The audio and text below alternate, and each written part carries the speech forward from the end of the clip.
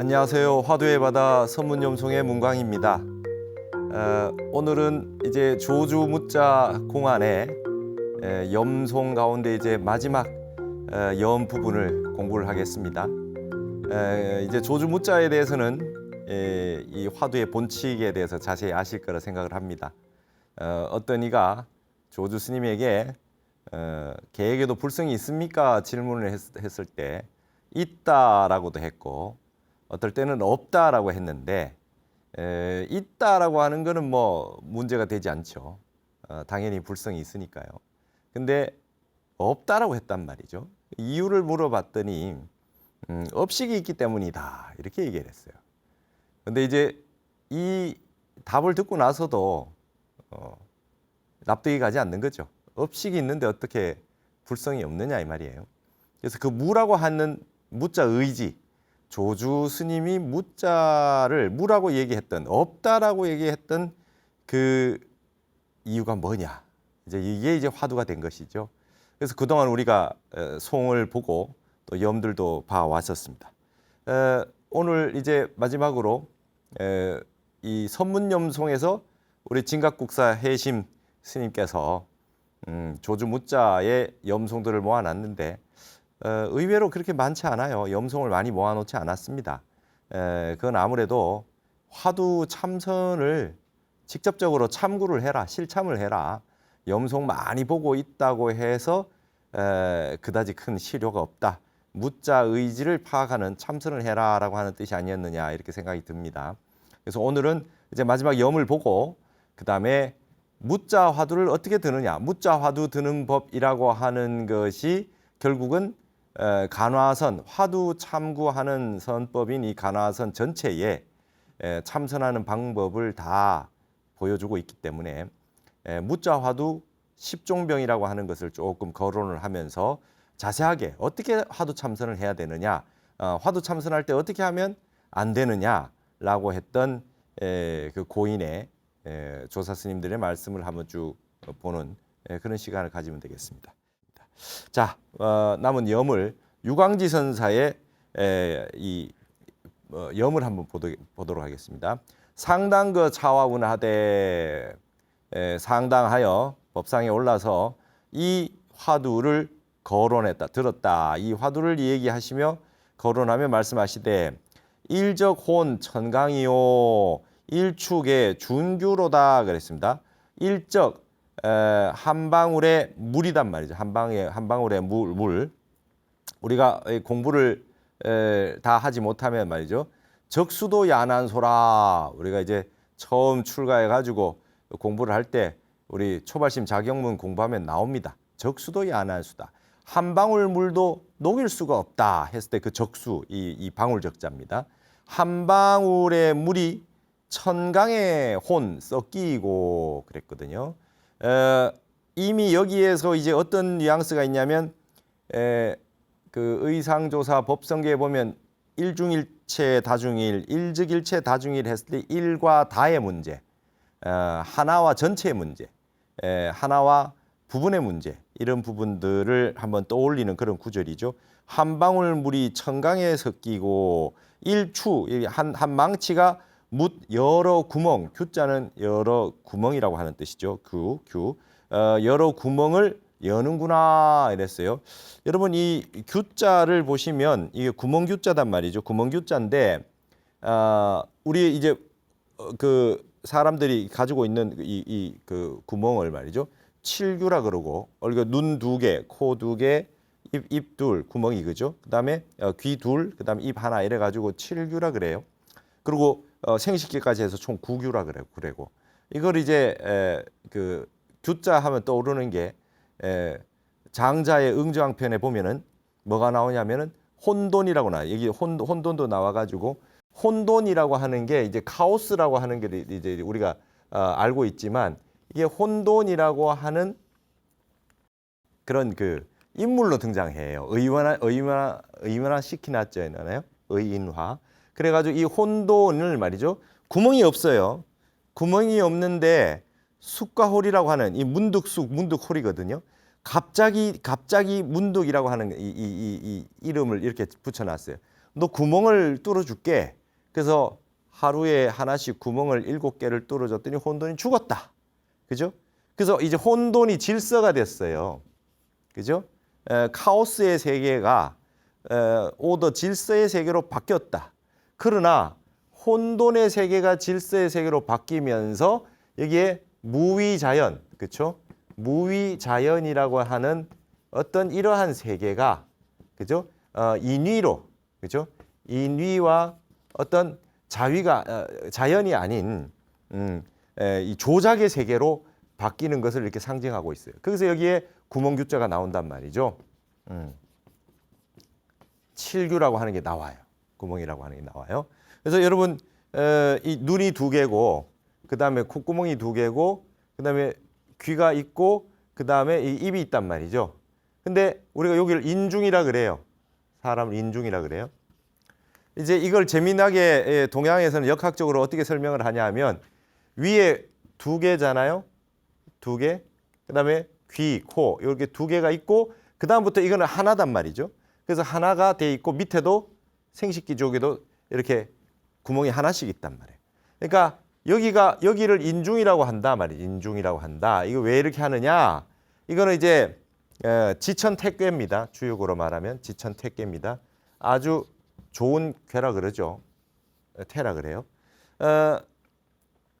이게 위에 음이 있는 거예요. 2개니까. 우리가 태극기에 보면 건과 곤이잖아요. 눈 2개, 코 2개, 입이 구멍이 2개씩 있고, 이 여기서부터는 말이죠. 여기서부터 나눠진다는 거예요. 이 인중을 중심으로 인간은 나눠진다는 거예요.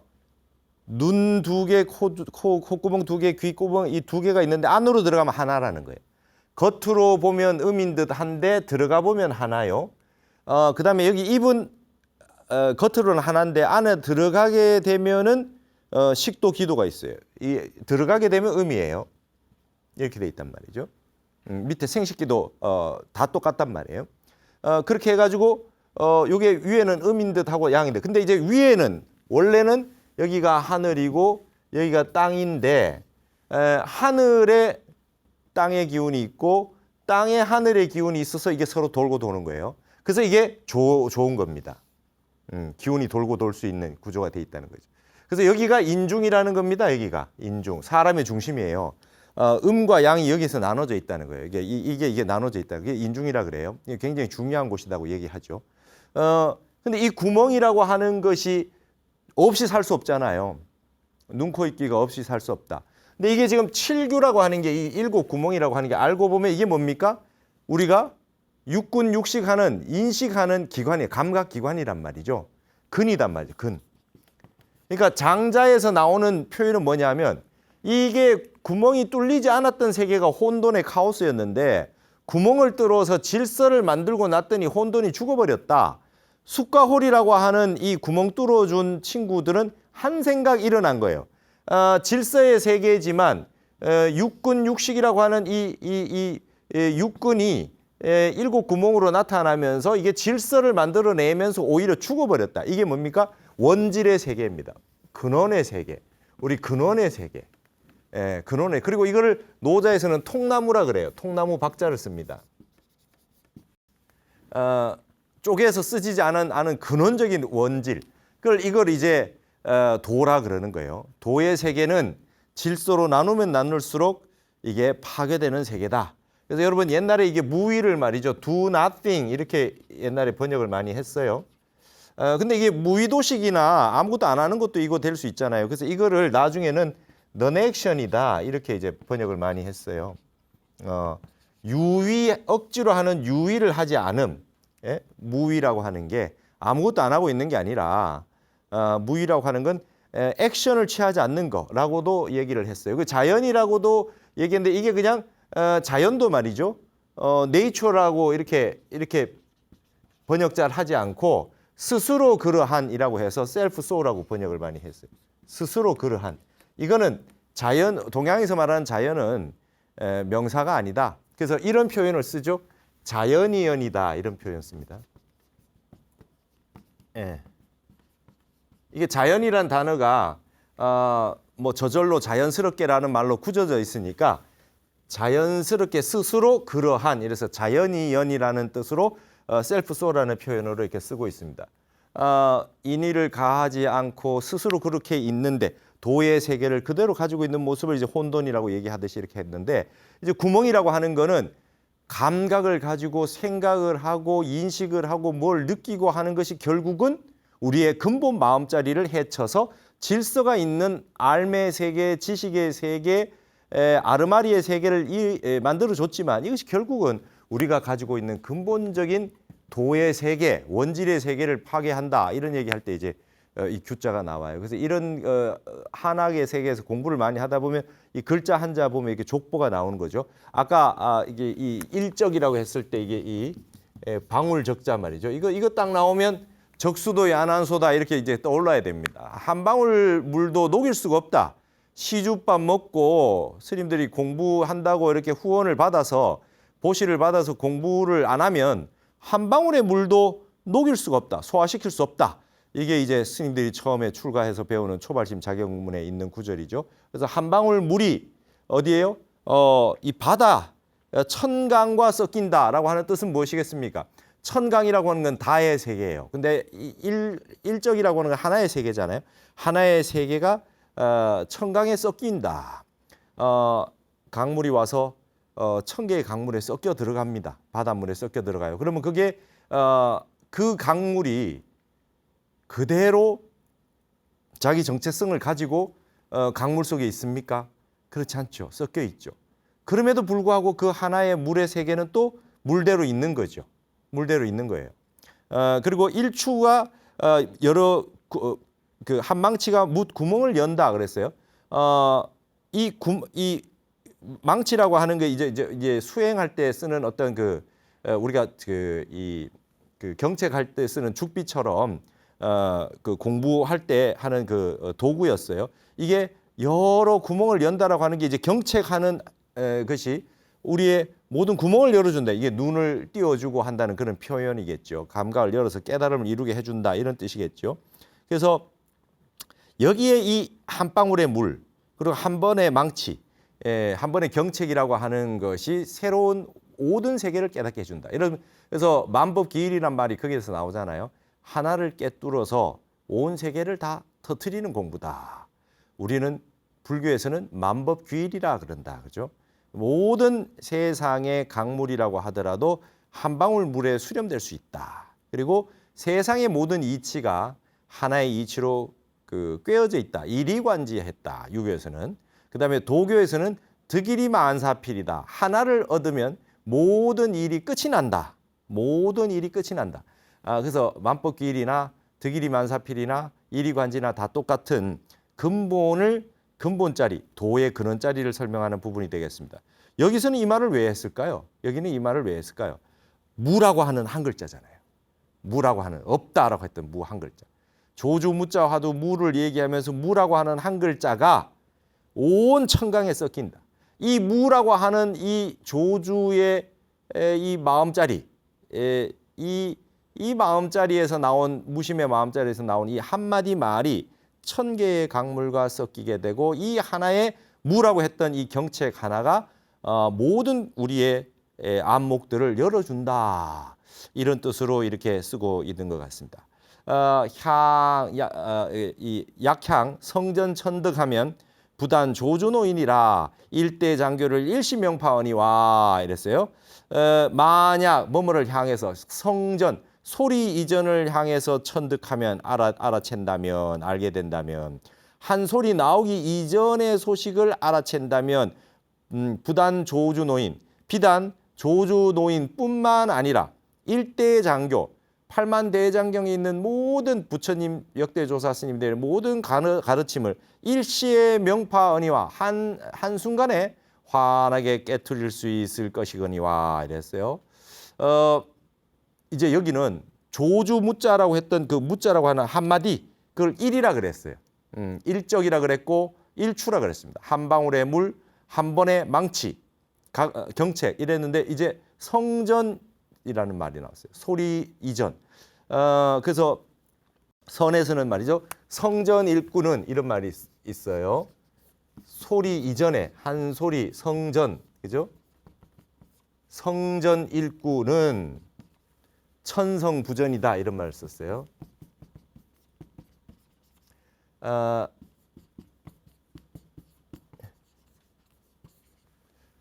성전일구는 천성부전이라. 한 소리 나오기 이전의 한마디 말은 일천성인도 전하지 못한다. 부처님뿐만 아니라 세상의 모든 도인, 역대조사, 천하선지식이 한 소리 나오기 이전에 그 일구 소식은 전할 수가 없다. 여러분, 말 나오기 이전 소식, 음성 이전 소식, 천지 미분전 소식, 그렇죠? 부모 미생전 소식, 그 다음에 위음왕불 이전 소식, 최초의 부처님이라고 하는 법화경에 나온 위음왕불의 이전 소식. 그리고 뭐 역사로 보면, 중국의 역사로 본다면은, 동양의 역사로 보면 반고씨, 천지를 나누어서 천지를 창조하게 만들었다는 신화 속의 인물 반고씨, 반고씨 이전 소식 이렇게 돼요. 기독교로 말하자면 태초에 말씀이 뭐 계셨나니라. 그러면 그 말씀 이전 소식, 로고스 이전 소식 다 돼요. 그게 성전일구예요. 그 한 언어로 나오기 전 이전 소식은 일천성인도 전할 수 없다. 말로 전할 수 없죠. 뭐라고 할 수가 없어요.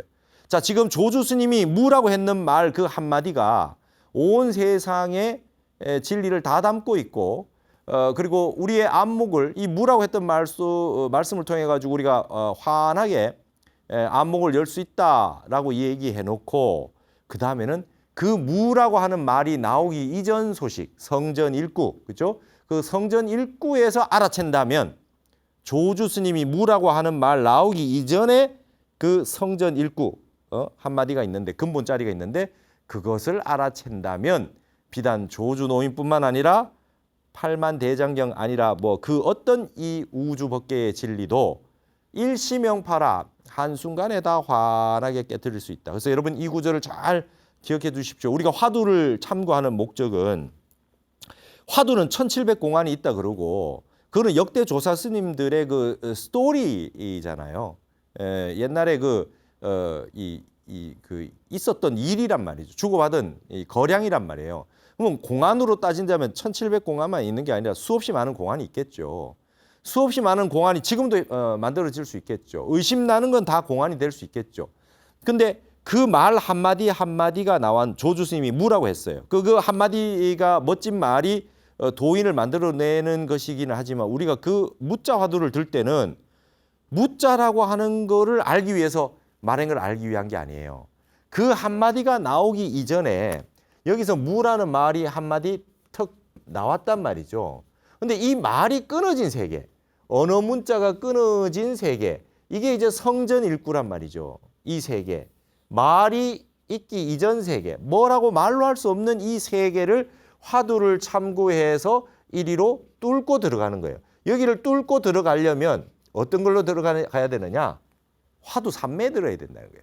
의심 삼매에 들어야 이 세계로 들어가는, 선정 삼매에 들어가서 여기에 말로 할 수 없는 세계, 말 이전의 소식, 이 소식이 터지게 되면 여기서 나온 말들이, 지금 나온 말들이 1700공안이 있어도 이게 일시에 천득된다. 일시명파라. 한순간에 다 터지게 된다. 왜? 이 근본 자리에 이 말이 나온 소식들을, 이 말이 나온 그 근원을 우리가 다 알게 되기 때문이란 말이죠. 그래서 화두를 들 때 어떤 화두가 있으면 그 하나를 알기 위해서 생각을 하는 게 아니라, 그 화두를 들어서 생각 끊어진 세계로 의심삼매를 통해서 삼매에 들어가서 완전한 대무심의 경지에 지속되다가 화두가 딱 터지는 순간이 온단 말이죠. 보는 찰나 듣는 찰나에 화두가 박살이 나면서 이 세계가 화들짝 다 열린다. 완전히 아무것도 없다. 이게 확 다 터져버리는, 다 터져버리는 거예요.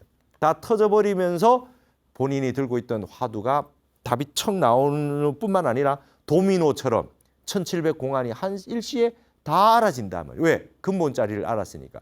그래서 이 얘기를 한 겁니다. 혼돈의 세계, 나누어지기 이전의 세계, 언어 문자가 있기 이전의 세계, 인식과 똑똑한 지식과 상식과 인의, 조작이 없는 세계, 무위의 자연의 근본의 세계로 들어가서 터득이 되면 환하게 알아진다. 그거를 지식과 다른 지혜라고 그래요. 반야지혜라 그러죠. 그걸 공이라 그러고 이런 게 이제 공을 증득하는 방법으로서 간화선이라고 하는 공부 방법론이 수행 방법론이 생겼다는 것이죠. 그래서 조주 노인뿐만 아니라 일대 장교를 알 수가 있다. 성전 일구 한 소리 나오기 이전 소식을 투득해 들어간다면 말이죠. 근데 기홍미연이면 만약 그러하지 못한다고 한다면 무라고 했는데 왜 무라고 했지? 그 말 끝에 매달려 있는 거예요. 달을 가리키면 달을 봐야 되는데 무라고 했던 말은 손가락 끝이잖아요. 그것만 들여다보고 있다 보면은 어떻게 되는 현상이 일어나냐? 갱상 설상가상하야 다시금 말이죠. 눈 위에 서리를 보태듯이 중위 주파하리라. 거듭거듭 중은 거듭거듭이죠. 거듭거듭 주석으로 다시 또 논파해야 되리라. 이거에 대해서 또 이런 말이 나오고 저런 말이 나오고 이런 말이 나오고 계속 그렇게 나오게 된단 말이죠. 이거는 이제 어떤 말을 하냐면은 아주 이 최고 나쁜 거다 이거예요. 그 화두를 통해서 화두가 나오기 이전 소식으로 들어가야 되는데 그 화두가 나온 말을 가지고 꼬리에 꼬리를 무는 언어 문자로 계속해서 사량 분별을 하고 있다면 그러고 나면 결국은 주석을 달고 있는데 이게 설상가상이다. 이게 아주 큰일 난다. 내운하되 그러면서 다시 이 얘기를 했습니다. 구자불성유한이 계획에 불성이 있으니 해적일인 대효유요. 이게 있다와 없다로 나누어 가지고 이분이 한마디씩 하십니다. 그 계획에 불성이 있다는 것은 어떤 걸 말하는 거냐? 바다 밑에 기린이 크게 소리를 치고 있다. 자, 여러분, 기린이 육상동물인데 바다 밑에 기린이 있대요. 바다 밑에 기린이 효휴한다. 대효휴한다 그러면 이게 이제 사자후한다 할 때 이 후자잖아요. 크게 그냥 이 설파를 하는 거죠. 울어 제끼는 겁니다. 크게 부르짖어요. 기린이 바다 밑에서 부르짖는다. 일단 여러분 느끼시기에 경계가 끊어진 게 느껴지시죠? 물이니 육지니 그런 게 기린이 뭐 육상동물인데 물고기도 아니고 말이죠. 어떻게 물속에서 소리를 질러댑니까? 계획에 불성이 있다는 얘기를 이렇게 표현했어요. 해저에 있는 바닷속에 있는 기린이 크게 부르짖고 울부짖고 있고 부르짖고 있고 구자 불성 무하니 계획에 불성이 없다고 하니 그죠? 그다음에 설두 그다음에 이걸 축자입니다. 축자 다질 축자예요. 축착 수미로로다. 여기 이제 글자가 잘 없어가지고 이렇게 됐는데 축하할 축자에다가 흑토를 한 게 다질 축자입니다. 다질 축자 이렇게 흙을 자꾸 다지는 거죠. 다진다 이런 뜻으로 쓰는 거. 그다음에 이제 이 막힌다 이런 뜻으로도 쓰고 있어요. 계획에 불성이 없다 그러니 혀 끝에 혀에 말이죠. 혀에 수미로로다. 수미산에 있는 이게 이제 이 로라고 하는 거는 우리가 성시로 노시도 많이 쓰지만 말이죠. 이게 그 어떤 뜻으로 쓰면 여기는 밥그릇이라는 뜻을 썼어요. 수미산이 이렇게 둥그랗게 이렇게 돼 있잖아요. 산에 둥그랗게 이게 이제 그 이 그릇에 비유한 거예요. 근데 이걸 노자를 왜 썼느냐 하면은 말이죠. 운자 맞추기 위해서 쓴 거예요. 이게 이제 위에 뭐가 있습니까? 구멍 규자가 있고 그 다음에 그 뒤에 나와가지고 유 있죠. 계획에 불성이 있다. 그 다음에 사자후 할 때 후. 그 다음에 로. 그 뒤에 이제 그 외로울 고 이렇게 운자를 맞추기 위해 가지고 수미산 이렇게 수미산을 찾도다 하지 않고 운자를 맞추기 위해서 로를 쓴 거예요. 왜냐하면 수미산인데 산이 이렇게 생겼으니까 최대한 운자를 맞춰서 여기에 글을 맞추기 위해서 노자를 쓴 겁니다. 이 밥그릇 노자를 쓴 거죠. 계획에 불성이 없다 하니 혀 끝으로 수미산을 차버린다. 수미산을 다진다, 찬단 말이죠. 자, 여러분 계획에 불성이 있다 그러면은 바닷속에 기린이 크게 포효를 하고 계획에 불성이 없다고 하니 혀로 수미산을 차버린다. 둘 다 알 수 없는 세계입니다. 그러면 일단 조주가 무라고 했던 거는 혀로 수미산을 차버린다는 걸 좀 알겠는데 불성이 있다 그랬는데 왜 해저에 있는 기린이 소리를 지릅니까? 지금 이런 걸 아셔야 된단 말이죠. 그래서 유라고 했던 무라고 했던 이게 다 알 수 없는 말로 지금 다 만들어 놨어요. 그다음에 임사설화 봉 악정이라도 벽천의구 원륜고로다 이랬습니다. 임사 설사 뭐뭐 하더라도 설화죠. 눈꽃이 악정 이제 바위산을 악이라 그러잖아요. 눈 덮여 있는 설산 아주 바위산 있는 거기에 여러분 우리 관악산이나 이 북한산 인수봉 같은데 봉우리에 눈이 이렇게 덮여 있는 거 한번 생각을 해보십시오. 어떤 엄청난 세계에 눈이 덮여 있어요. 눈꽃이 산 정상을 뒤덮었다. 설사 눈이 산 정상을 뒤덮었다 하더라도 벽천 파란 하늘에는 의구 그죠? 의구 여전하게 원륜 달에 있는 바퀴 동그란 보름달 바퀴가 휘영청 밝았구나. 이게 외로울 꽃자도 운자 맞추기 쓴 거예요. 훤하게 둥글었구나. 둥글 원자 써도 되는데 예?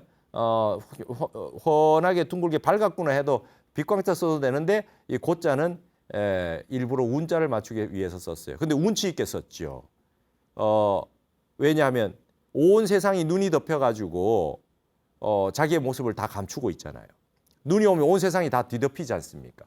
자기의 모습을 다 덮어요. 그러나 아무리 눈이 와가지고 온 세상에 저 높은 히말라야 고지에 있는 산까지 전부 다 덮는다 하더라도 푸른 하늘 위에 있는 그 밝은 달을 감출 수는 없잖아요. 그래서 외로울 꽃자를 쓴 겁니다. 유독 이 우리 불성짜리 근본짜리는 감출 수가 없도다라고 하기 위해서 운자도 맞춰가면서 의미를 전달하기 위해서 이 외로울 꽃자 아주 멋있게 썼어요. 그래서 이제 외로울 꽃자에 달월자 그러면 외로운 달이지만 말이죠. 모든 걸 다 가지고 있어요. 행복한 나홀로 말이죠. 불성을 가진 나홀로의 그런 의미를 여기에 가지고 있다. 자, 이게 지금 조주 무자 화두를 가지고 이렇게 멋있게 얘기를 해놨습니다. 뭔가 이렇게 얘기하면 하늘에 달이 밝게 있다는 건 뭔가 있는 것 같잖아요. 그럼에도 불구하고 혀끝으로 수미산을 차넘겨버린다. 있음의 세계를 다 뭉개버린다. 원륜고요 밝고 밝은 외로운 달이여 휘영청한 달이여 천태줄률 장산호로다 그랬습니다. 천태산에 들률이라고 하는 게 이게 나무목변에 이렇게 써놨죠.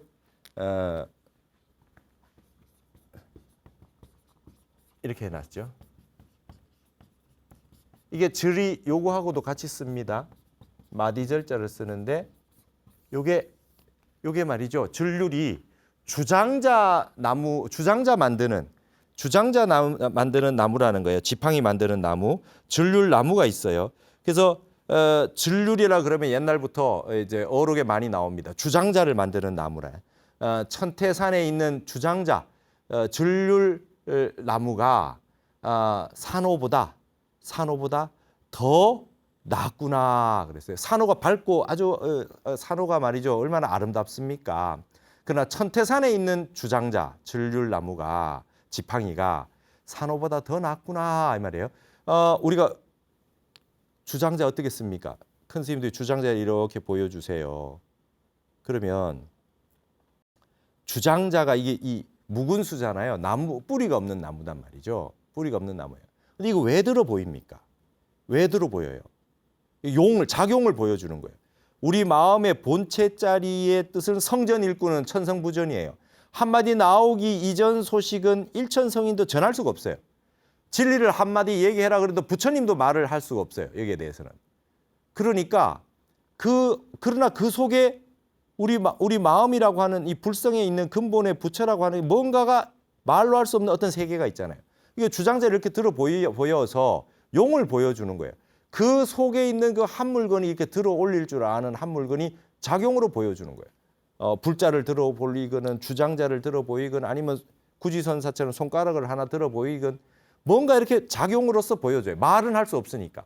성전 일구니까. 그래서 이 주장자라고 하는 게 이게 법이라. 주장자가 왜 법입니까? 언어가 끊어진 세계를 보여주는 거예요.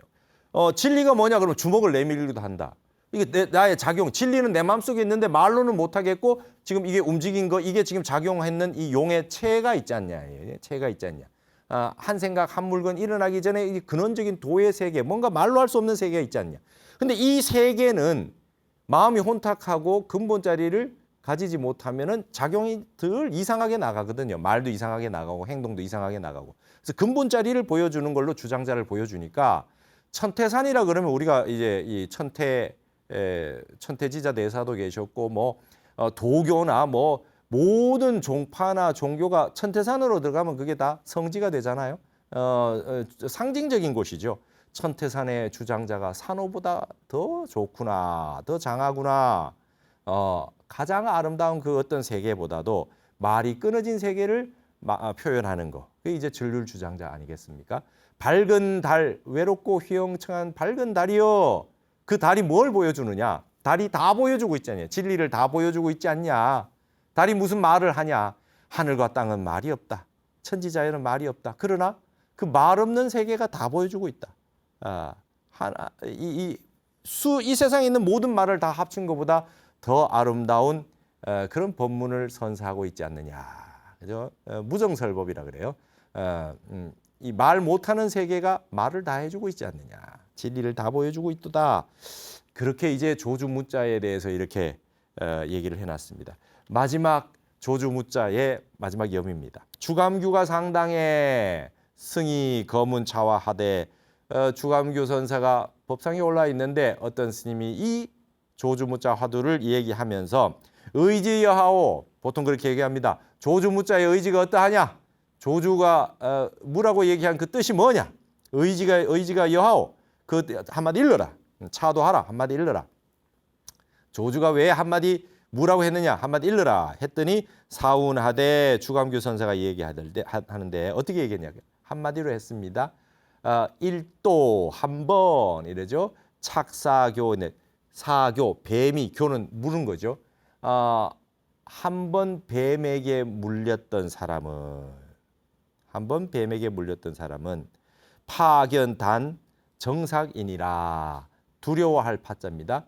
그다음에 정삭이라고 하는 거는 우리가 우물에 이렇게 두레박 실을 그 줄을 걸어 가지고 두레박 줄이 있죠. 두레박 줄이 끊어진 거예요. 끊어져 있으니까 이렇게 짤막하게 끊어져 있는 두레박 줄을 보고도 놀라는구나. 우리가 그 유식학 할 때 뭐 그 얘기가 변계 소집성이라고 있잖아요. 변계 소집성이라고 뱀을 보고 놀란 사람은 이게 저런 두레박 줄만 보고도 뱀인 줄 알고 놀라는구나 그런단 말이죠. 자라보고 놀란 가슴 소뚜껑 보고 놀란다고. 변계 소집성이라고 하는 것은 뭡니까? 우리가 뭔가 잘못된 경험이 나의 인식 세계로 들어와서 제대로 보지 못하게 만드는 거. 그게 이제 변계 소집성이란 말이죠. 그다음에 이제 의탁이성, 원성실성 이런 거 있죠. 이게 유식 삼성이라 그러잖아요. 원성실성은 여실직연 있는 그대로 보는 거고 의탁이성은 전부 이제 연기에 의해 가지고 보는 걸 말하는 겁니다. 이제 변계 소집성을 전식득지, 인식을 전환시켜 가지고 우리는 거의 편견과 선입견, 오해, 뭐 잘못된 인식, 잘못된 그런 그 생각을 가지고 우리가 진리를 오해하고 그런 일이 얼마나 많습니까? 그게 이제 변계 소집성이에요. 자, 조주 스님의 무자 화두의 의지가 어떻습니까? 물었더니 주감교 선사가 그래요. 뱀한테 한번 물린 사람은 끊어진 두레박 줄만 보고도 놀란다 이런 얘기를 했어요. 이거 무슨 뜻입니까?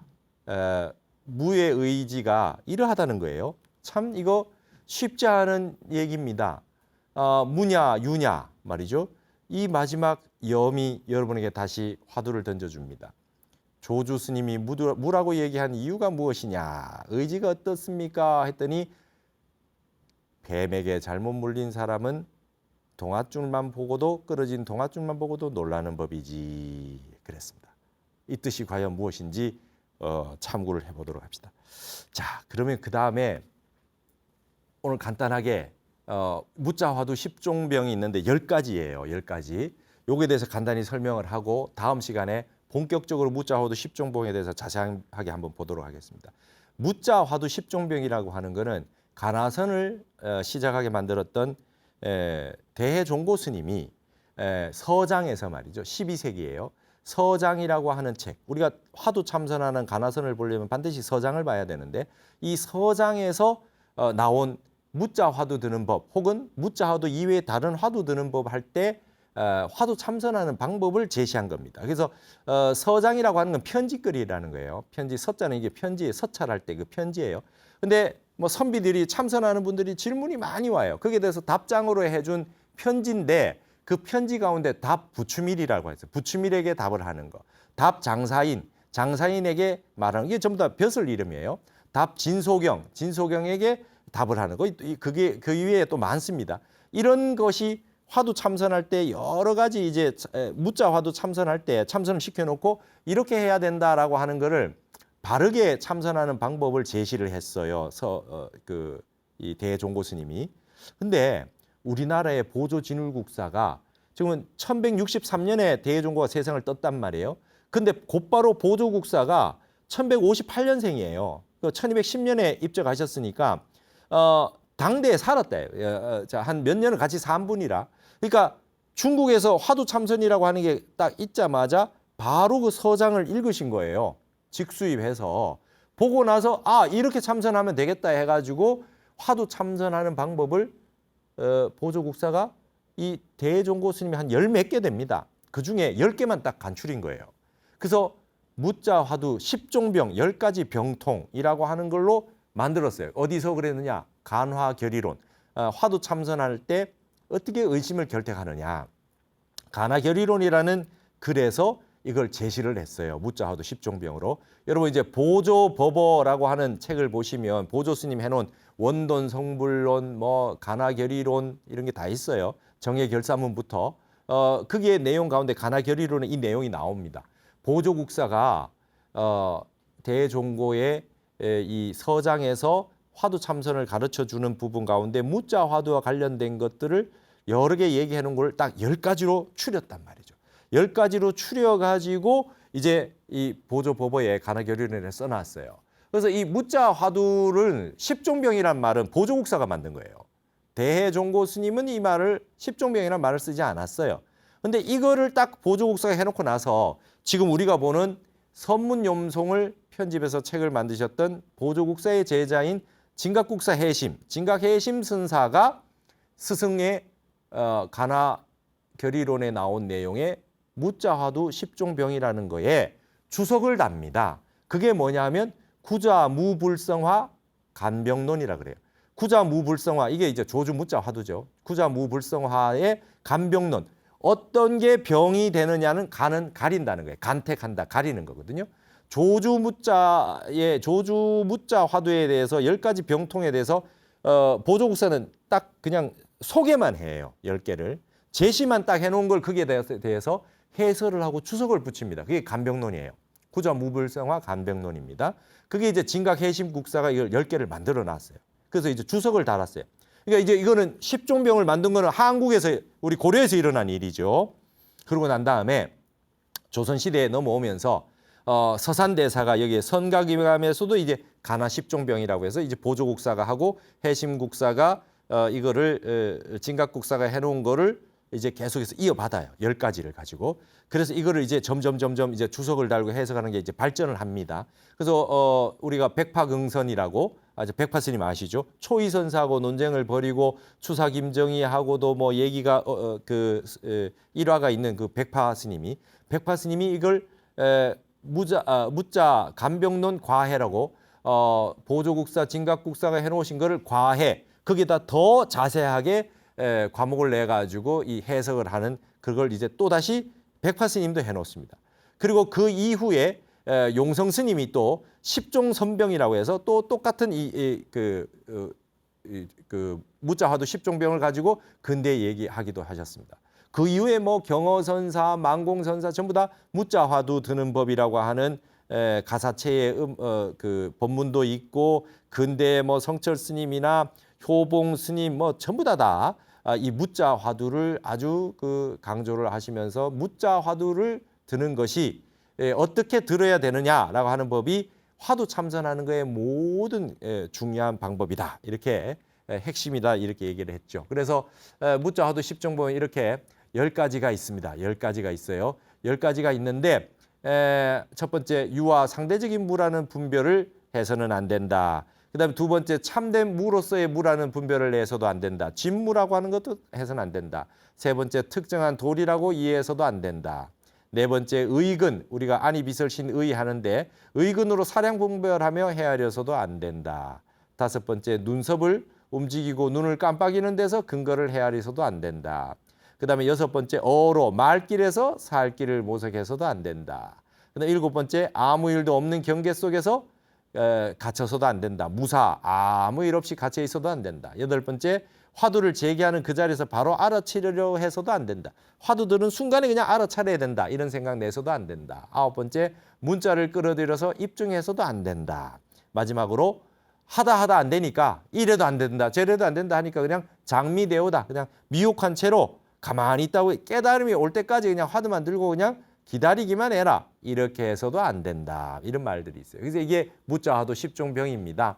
그래서 이 내용을 이 10가지의 내용을 자세하게 다음 시간에 무자화두 10종병이라고 하는 거에 대해서 이걸 공부를 하다 보면 이제 화두 참선하는 방법, 무자화두뿐만 아니라 모든 화두 참선하는 방법의 이 방법론을 알게 되고 화두 참선할 때 해서는 안 되는 법도 알게 됩니다. 그래서 다음 시간에 이 무자화두 10종병에 대해서 자세하게 한번 보도록 하겠습니다. 오늘 강의는 이걸로 모두 마치도록 하겠습니다. 감사합니다. 부득 장미대오입니다. 장미대오. 지금 깨닫지 못한 것을 잡고서 이거를 가지고서 대오, 깨달음을 기다린다. 그래, 나 아무것도 모르겠어. 나는 아무것도 몰라. 나 지금 미혹한 상태지. 몰라. 근데 참선할 때 가만히 앉아가지고 그냥 깨달음을 기다리는 거예요. 이래도 안 된다. 저래도 안 된다. 뭐 생각해도 안 된다. 사량해도 안 된다. 어느 문자로도 안 된다. 경전의 구절 가져와서도 안 된다. 온갖 것 이제 용으로 뭐 어떤 식으로 해도 다 안 된다 하니 그냥 앉아 있으면 되겠지. 이러고 장미대요. 깨달음을 기다리고 있어도 안 된다. 참구해야 됩니다. 참구.